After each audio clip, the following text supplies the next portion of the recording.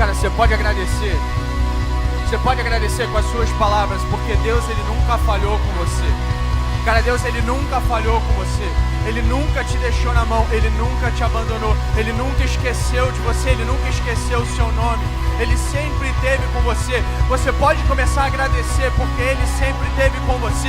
Não importam se 50 ou 500, você pode agradecer, porque nosso Deus não falha. Você pode encher esse lugar com a nossa gratidão, falando que Deus, nós reconhecemos o Teu favor e nós te agradecemos pelo Teu favor. Aleluia. Muito obrigado, Pai. Muito obrigado, porque onde nós não víamos saída, você era a saída. Obrigado, porque onde nós não víamos provisão, você era a provisão. Obrigado, porque onde nós não víamos saúde, você era a nossa saúde. Obrigado, porque onde a gente não via resposta, você era a nossa resposta. Você sempre foi a nossa resposta. E a gente olha para você, Jesus. A gente olha para quem você é. E a gente te agradece por tudo que você fez. Amém? Amém? Amém. Cara, você pode dar uma salva de palmas para essa banda maravilhosa. Obrigado, gente. Vocês são demais. Cara, eu acho que eu vou vir aqui para baixo. O Pedretti falou que eu posso ficar aqui embaixo. Cara, deixa eu falar. Se você estiver aí no canto, se você estiver aí atrás, se você se sentir confortável em chegar um pouco mais na frente, vai ser legal, cara, a gente tá perto aqui, a gente tá todo mundo junto. Mas enfim, eu queria que você abrisse aí Levítico 19, Levítico capítulo 19. O que a gente estava falando sobre uma nova cultura. A gente estava vindo numa série chamada Uma Nova Cultura. E a Camila me fez um favor de acabar com o Pai Nosso semana passada. Então a série era sobre o Pai Nosso, ela falou todo o Pai Nosso, e aí eu não sobrou Pai Nosso, foi o pai deles, porque o meu pai eu acabei. Então não tinha mais Pai Nosso para eu falar, e aí eu falei, bom, então eu vou chutar o balde e vou para Levítico, que é um livro que ninguém lê mesmo, ninguém sabe nem onde fica, então pelo menos vou ter alguma coisa para falar. Então Levítico 19, se você não tiver a Bíblia aí com você, ou enfim, tiver com preguiça de procurar, Levítico 19 está escrito ali no telão também. E diz assim: quando fizerem a colheita da sua terra, não colham até as extremidades da sua lavoura, nem ajuntem as espigas caídas da sua colheita. Não passem 2 vezes pela sua vinha, e nem apanhem as uvas que tiverem caído. Deixem-nas para o necessitado e para o estrangeiro. Eu sou o Senhor, o Deus de vocês. Deixa eu pegar o meu negócio aqui, senão vai dar ruim. Cara, a gente está falando sobre uma nova cultura. Uma nova cultura. E tem sido tão bom, eu não sei se você está curtindo. Cara, eu acho que qualquer série que tenha Gabriel, Camila e Timóteo não tem como ser ruim. Não tem como ser, pela reação da galera tem. Mas estão vivos aí, galera, pelo menos. Vocês gostaram do Timóteo aqui? Foi legal o Timóteo aqui? Cara, para mim, qualquer série que tenha Gabriel, Camila e Timóteo, eu estou ouvindo. Não importa o tema, eu estou ouvindo, porque eu quero saber o que essas pessoas têm para falar. Então tem sido muito bom, cara. A gente tem discutido um pouco sobre qual é essa nova cultura que Deus propõe para a gente. Qual é essa nova cultura do céu, essa cultura do reino de Deus que nós fomos convidados para viver e nós fomos convidados para trazer para a terra. E hoje eu quero continuar em cima disso e eu quero falar sobre criando margem. Uma nova cultura é uma cultura em que a gente cria margem. Criando margem. Cara, eu ouvi essa expressão 4 anos atrás, da pregação de um cara chamado Joe Abel. O pastor Joe Abel é uma das minhas maiores referências. E eu tive a oportunidade de assistir esse cara ao vivo pregando. E no meio da pregação ele falou um ponto lá que era exatamente isso, criando margem. E aquele conceito me marcou tanto, 4 anos atrás, que eu lembro até hoje exatamente do que ele falou, e exatamente assim, quase que palavra por palavra, quais foram os exemplos que ele usou.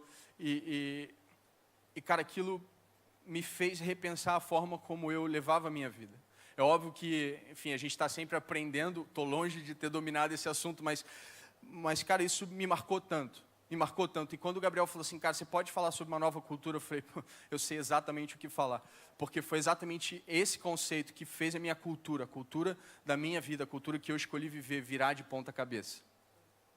Sabe, quando eu olho e eu percebo a cultura que está perto da gente, cara, à medida que eu vou vivendo nessa loucura toda, eu percebo que a gente vive num mundo, ou vive numa cultura que demanda cada vez mais da gente. Você sente isso? Você sente como se o mundo, né, que está lá fora, ou a cultura que está lá da fora, está te cobrando, ou te cobra mais do que você tem para oferecer?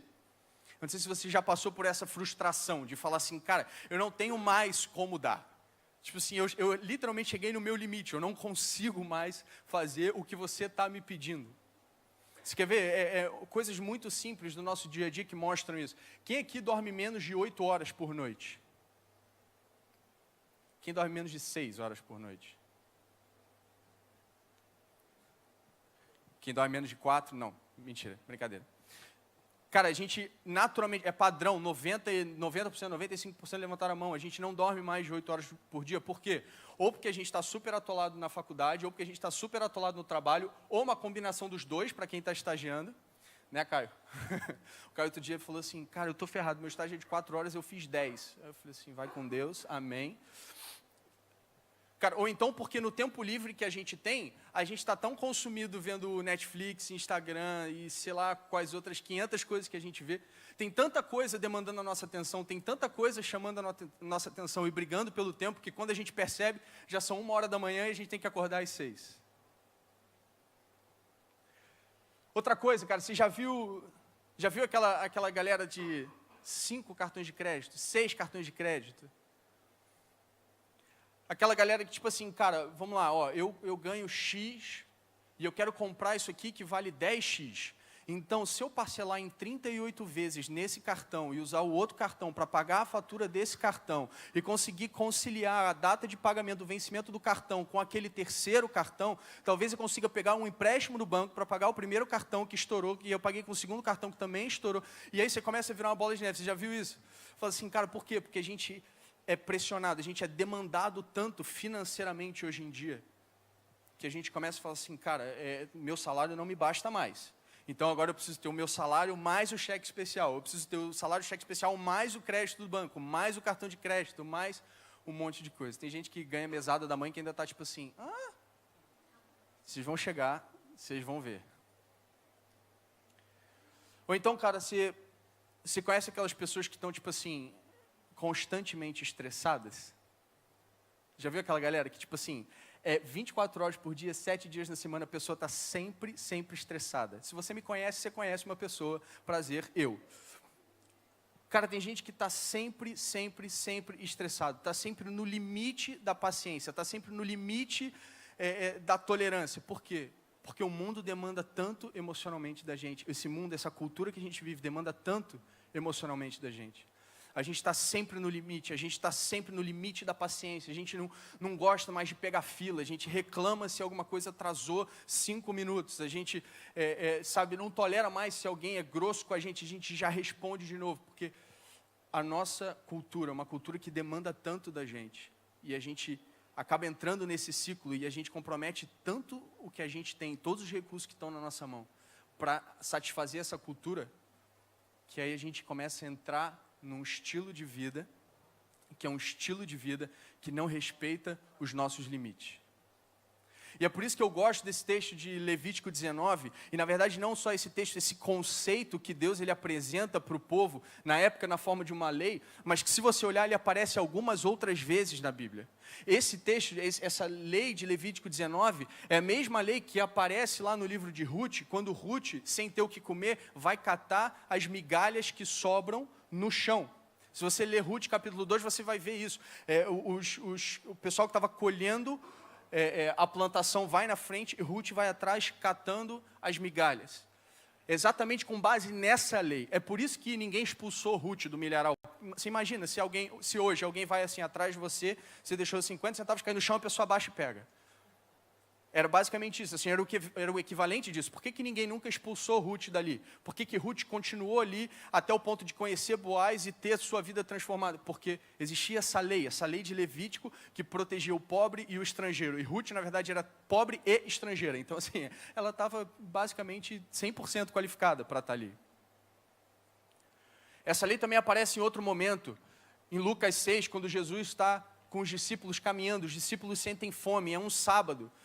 E Jesus fala assim, cara, existe um lugar que eu consigo arrumar comida para vocês no sábado. E ele entra numa plantação. E a Bíblia fala que os discípulos começaram a pegar, começaram a pegar comida e descascar com a mão e comer. E aí os fariseus vieram reclamando com eles que supostamente descascar era trabalho. Enfim, aí começa toda uma história que não tem nada a ver com essa. Mas por que aqueles discípulos conseguiram achar acesso à comida? Porque existia um princípio, existia uma lei dada para o povo lá em Levítico que falava assim, olha, cara, você tem uma plantação, você não vai exceder o limite da tua plantação, mas você vai criar margem para que nessa margem você possa dar aos pobres e você possa dar ao estrangeiro. Sabe, esse mundo que a gente vive, essa cultura que a gente vive, ela demanda tanto da gente. E ela força a gente tão além do limite, do limite da nossa capacidade. A gente fica tão longe do nosso limite, que quando alguma pessoa chega perto da gente e precisa da nossa ajuda, a gente simplesmente não tem o que dar. Quando alguém está triste, quando alguém está desesperado, quando alguém está precisando de um pouquinho de amor, um pouquinho de carinho, e ela chega perto de você, você já está tão estressado, porque você já passou tanto do seu limite emocional, que você simplesmente não tem amor, não tem paciência, não tem para poder estender a mão e falar assim, cara, você está precisando desabafar, você está precisando de um pouquinho de amor, eu tenho, vem até mim que eu vou te dar. A gente vive tão além do nosso limite do tempo, que às vezes as pessoas estão desesperadas atrás da gente, a gente simplesmente não tem tempo de sentar e conversar com elas, de sentar e responder um WhatsApp, cara. A gente entra num ciclo que o tempo é tão escasso, o tempo é tão raro, que a gente não tem tempo mais para as pessoas. A gente tem tempo para atividades, a gente tem tempo para estudar, a gente tem tempo para trabalhar, a gente tem tempo para cumprir a escala da igreja, mas a gente bota todas essas coisas na nossa agenda e a gente esquece de deixar tempo para pessoas. Sabe, eu ouvi o Bill Hybels uma vez falar uma frase que era assim, a sua agenda, ela não pode ser um reflexo de quem você é, mas ela tem que ser um projeto de quem você quer ser. Então, cara, quando você olhar para a tua agenda, olhar para um monte de coisa que você tem que fazer, eu sei que a gente tem que trabalhar, eu sei que a gente tem que estudar, eu sei que a gente tem que trabalhar e estudar em algum caso, e a gente tem que ser responsável com as coisas que a gente tem, mas, cara, quando você olhar para a sua agenda, seja intencional em criar espaço, em criar margem, para que a gente possa cuidar de pessoas, e a gente possa ter tempo com pessoas. A nova cultura é uma nova cultura que tem isso, é uma nova cultura de pessoas que criam margem, por isso esse título, Criando Margem. Uma nova cultura é uma cultura de pessoas que entendem esse princípio de Levítico 19, que entendem que Deus ele confiou um monte de coisa na nossa mão, não que a gente extrapole os limites, mas que a gente crie margem para poder investir na vida de alguém, ou para poder amar alguém, ou para poder gastar tempo com alguém. Sabe, eu sinto que hoje em dia, a gente reconhecer as nossas limitações, a gente admitir os nossos limites, é quase como uma declaração de fracasso. Assim, todo mundo está indo muito bem.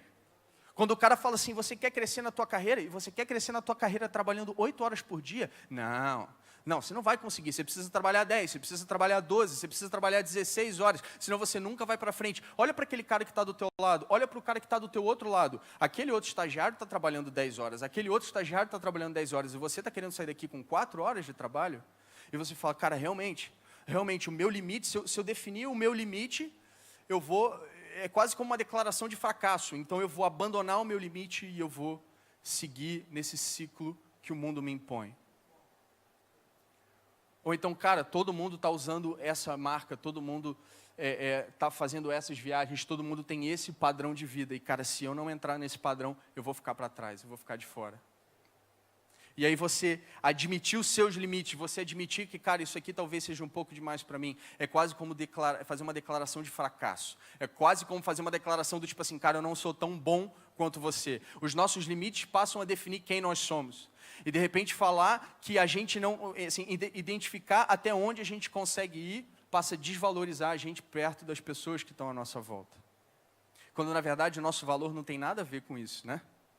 O nosso valor está baseado em quem Deus é. Eu descubro quem você é e aí eu fico sabendo quem eu sou. Cara, então eu percebo cada vez mais e obviamente, eu me percebo cada vez mais nessa cultura antiga.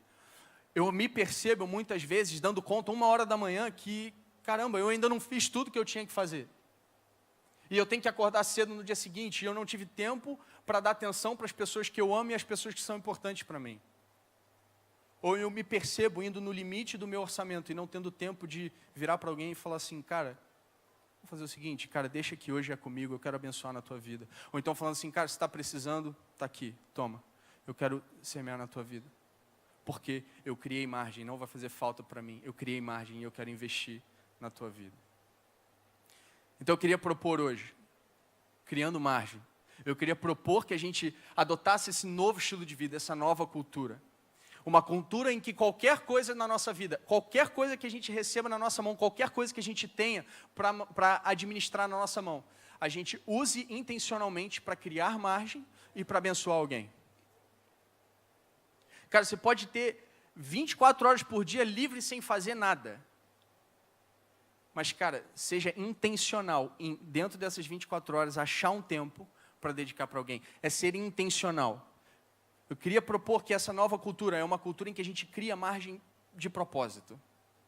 E que a gente cria margem para investir na vida um dos outros. Cara, quando você olha para Levítico 19, ele fala, cara, isso aqui você vai guardar para o pobre e para o estrangeiro. Tem dono isso.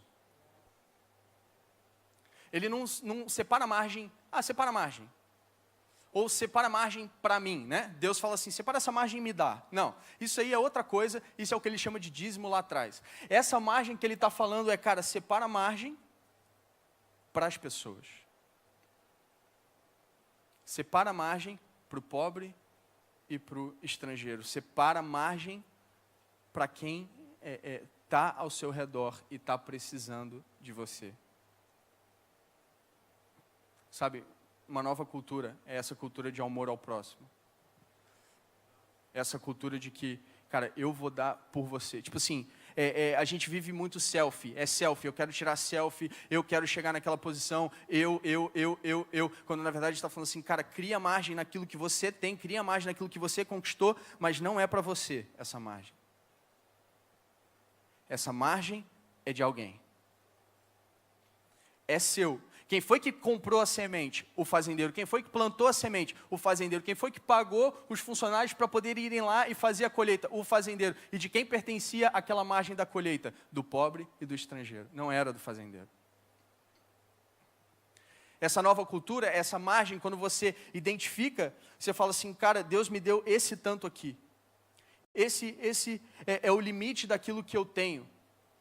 Esse é o limite, esse é o equilíbrio da minha vida, esse é até onde eu consigo ir. Quando eu identifico isso, quando eu identifico esse limite, e eu defino uma margem, ou seja, eu falo, cara, eu não vou usar tudo, eu não vou passar do meu limite, eu não vou usar tudo, eu vou usar até aqui, eu vou usar 80%, 70%, 60%, que seja, mas eu vou usar até aqui. Essa margem que sobra, essa margem não é mais sua. Essa é a margem que você tem para dar para os outros. Isso é o que você tem para poder amar os outros. Isso é o que você tem para poder investir na vida dos outros. Sabe, cara, eu estava lembrando, enquanto eu estava preparando isso, eu estava lembrando de uma história que aconteceu comigo 2 anos atrás, 3 anos atrás, sei lá. E a empresa me mandou para um evento. E era um evento que ia durar a semana toda. Na verdade, ia de segunda a quinta-feira. E era um evento em outro país, e eu estava super animado, porque era um lugar que eu não conhecia, era um lugar novo para mim, e eu queria gastar um tempo para poder conhecer também aquele lugar. Visitar os pontos turísticos, enfim, aquela coisa que todo mundo gosta de fazer quando viaja. E eu lembro que eu cheguei na segunda-feira nesse evento, e eu saí 7 horas da manhã do hotel, 6:30 da manhã do hotel, não lembro, eu sei que o hotel ficava tipo assim, no outro extremo da cidade. E eu cheguei no evento, e eu fiquei no evento até 10 horas da noite, eu voltei para o hotel quase que 11 horas da noite, dormi, e no dia seguinte eu acordei de novo, 6 horas da manhã. Cara, isso foi segunda-feira, foi terça, foi quarta, e eu não tinha feito absolutamente nada. Eu tinha ficado de 7 horas da manhã até 11 horas da manhã em função do trabalho, e eu não tinha tido tempo de falar com ninguém, eu não tinha tido tempo de fazer nada que eu queria, visitar lugar nenhum, eu não tinha tido tempo de nada. E aí, quando foi na quinta-feira, 7 horas da manhã, eu fui para o evento, e eu sabia que aquele dia o evento terminava depois do almoço. Estava eu e um diretor lá da empresa, a gente ficou no evento, a gente almoçou. Depois do almoço, ele falou assim, cara, então beleza, vamos voltar para o hotel e a gente termina de trabalhar no hotel. Porque tem uma semana que a gente não responde e-mail, tem uma semana que a gente não sabe o que as pessoas estão precisando, então vamos voltar e a gente fica trabalhando lá. E eu olhei e falei assim, cara, eu estou trabalhando de 7 às 11, de segunda até hoje, assim, valeu, vai indo na frente, me espera lá no restaurante, daqui a pouco eu chego lá, tá bom? Vai indo, fica sentado lá me esperando que eu vou. Eu falei, cara, quer saber de uma coisa? Eu não vou entrar nesse loop. Eu não vou trabalhar até 10 horas da noite, 10 horas da noite, e deixar passar as oportunidades que Deus me deu. Então eu decidi sair dali, e tinha um restaurante específico que eu queria visitar, porque eu gosto de comer coisa diferente, e esse restaurante servia um prato meio exótico, coração de cavalo, não me julga. E eu queria exatamente naquele lugar. E eu olhei no mapa, eu vi que do lado do restaurante tinha um parque, era um parque que eu queria conhecer. Eu olhei a rota do metrô, eu olhei tudo certinho e eu fui. Peguei o metrô, saltei lá, visitei o parque lindo, fiquei super contente. Depois eu saí, quando deu mais ou menos no final do dia, 5 horas da tarde, alguma coisa assim, eu saí e comecei a andar em direção ao restaurante. Eu tinha decorado o caminho para chegar no restaurante. Cara, não era difícil, era tipo, você saía do parque, virava direita, 2 quarteirões, virava esquerda, você chegava. É tipo algo tão simples quanto isso. E, cara, quando eu saí, e eu comecei a procurar esse restaurante, eu, assim, me perdi. Mas me perdi de uma forma que eu não sei explicar como. Porque eu saí, virei à direita e comecei a andar. Da próxima vez que eu me dei conta, eu estava, tipo, num lugar completamente louco. Eu já tinha andado o equivalente a, sei lá, 2 estações de metrô. Tipo assim, eu andei, sei lá, 15 minutos. 15, 20 minutos, sei lá quanto tempo que eu andei, eu estava tipo, completamente perdido. E aí foi aquela hora que eu tive que vencer o meu ego, vencer o meu gene masculino e falar assim, eu vou pedir informação e eu quero chegar nesse restaurante hoje ainda. Então eu fui lá, entrei na primeira lojinha que tinha, uma lojinha de conveniência pequenininha. E eu entrei nessa loja de conveniência e eu falei assim, oi moça, boa tarde, com licença, eu queria saber onde fica o restaurante tal, você sabe, você conhece? Ela me olhou com aquela cara, tipo assim, de eu te odeio, o que você veio fazer aqui 5 horas da tarde? Tipo, estou querendo fechar a loja, o que você está fazendo aqui? Ela olhou para mim com a raiva, eu quase pedi desculpa e fui embora, né? Tipo assim, desculpa, eu pedindo informação, meu Deus do céu, onde é que eu estava com a cabeça? E eu fui embora. Aí ela olhou para mim e falou assim, esse restaurante eu não conheço. Aí ela falou assim, você sabe o endereço? Aí eu falei, não, eu tinha esquecido de olhar o endereço. Eu olhei no mapa onde ficava e eu tinha esquecido de anotar o endereço do restaurante. Idiota, eu sei. Acontece, obrigado. Muito obrigado, eu estou me sentindo melhor agora. Vocês olharam para mim com uma cara do tipo assim... Pois é, esqueci. Ela falou, você tem o endereço? Eu falei, não, eu esqueci de anotar. Ela falou assim, você não consegue dar um Google? Eu falei, não, eu estou sem sinal de internet. Aí ela começou a me dar mó bronca. Como é que você sai e você não tem internet, você está indo para um lugar que você não sabe onde fica, blá, blá, blá, blá. Começou a me dar mó bronca. E ela falou assim, tudo bem, eu vou procurar para você. E ela pegou o computador dela, botou no Google, falou assim, qual é o nome mesmo do restaurante? Eu falei o nome do restaurante. Ela começou a procurar. E aí, enquanto ela procurava, eu vi que tinha uma Bíblia atrás dela, uma Bíblia aberta. E eu falei assim, essa Bíblia é sua? Ela olhou para mim, ela falou assim, você é cristão? Eu falei, sou. E ela começou a chorar.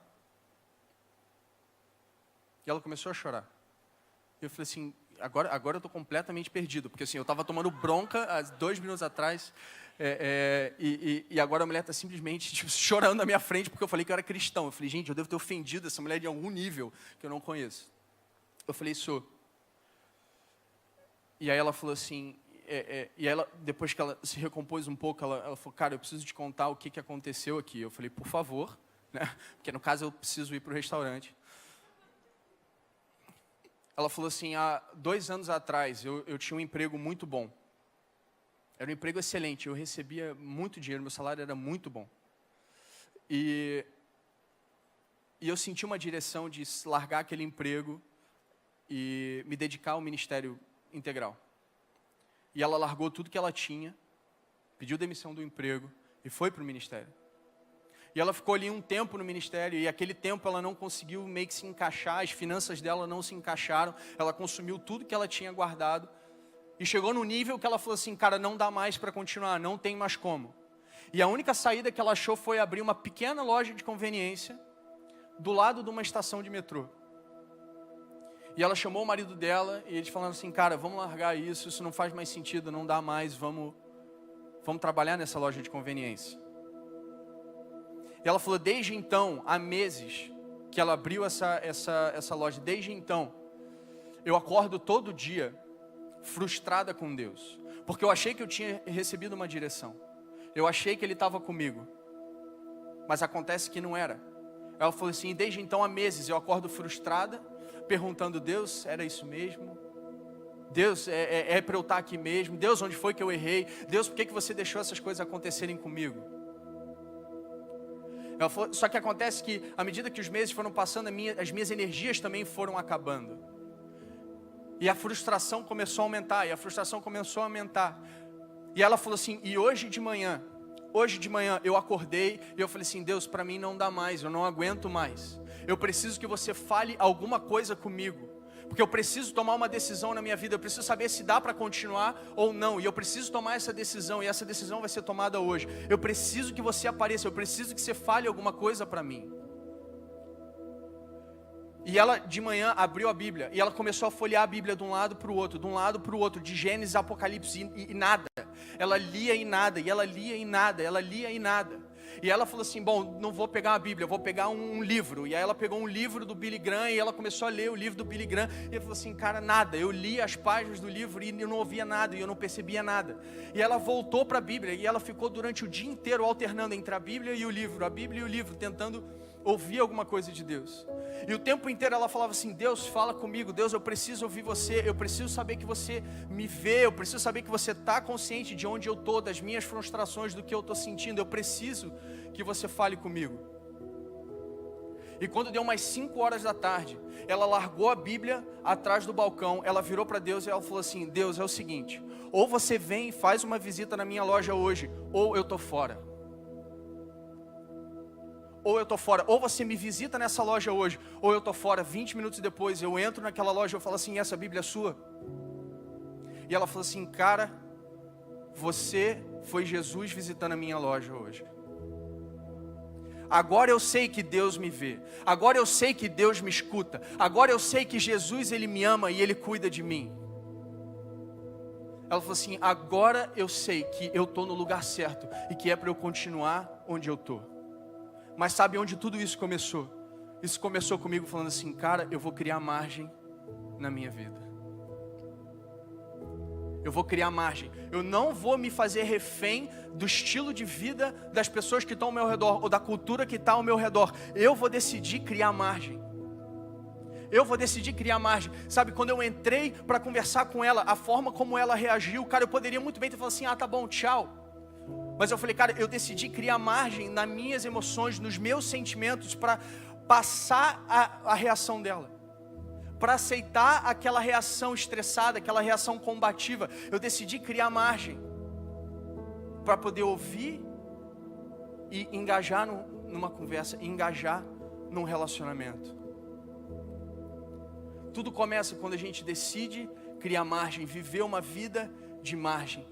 E quando a gente decide viver uma vida de margem, quando a gente decide usar essa margem para as outras pessoas, Jesus, Ele aparece e Ele fala assim, agora deixa que eu vou manifestar o meu amor por essa pessoa. Agora eu vou usar a tua margem para manifestar quem eu sou.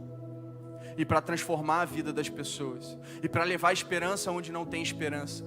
E para levar salvação onde não tem salvação. E cara, hoje eu botei o despertador aqui para 20 minutos. E eu tentei o meu máximo, pregar em 20 minutos. Não consegui, mas eu tentei. Porque eu queria criar margem pra gente hoje.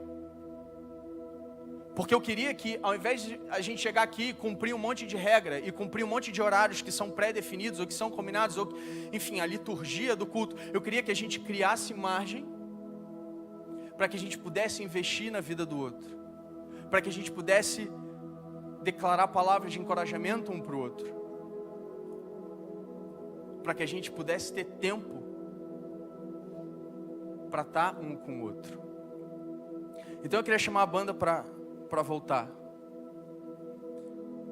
E na verdade, eu não tem nada planejado. Eu falei com o Mendes, eu falei, cara, eu nem sei o que eu vou fazer. Eu vou jogar a bola para vocês e vocês se viram.